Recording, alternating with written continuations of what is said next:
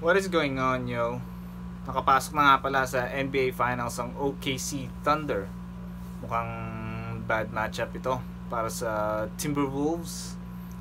Labanan ng mala MJ and Kobe style na galawan and yung laruan.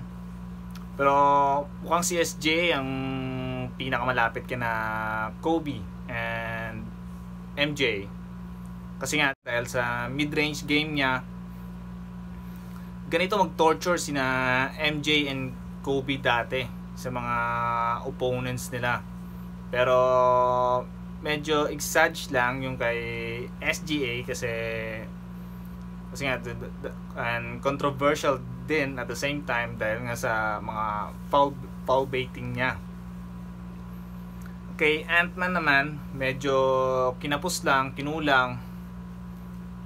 Kasi nga, yung laruan, yung sabi sa show na first things first, predictable daw yung laruan ni Anthony Edwards. Kasi, kung hindi siya mag-shoot ng 3-pointer, magda-drive naman siya to the basket. So kailangan niya daw mag-develop ng isang mid-range game. Kasi yan ang inaasahan ng mga superstars kagaya na Kevin Durant, Kawhi Leonard, si Sean Livingston, perfect yun sa mid-range at iba pa.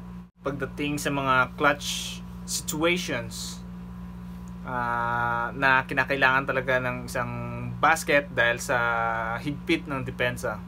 Anyways, congrats sa OKC. Excited na ako para sa NBA Finals. New faces.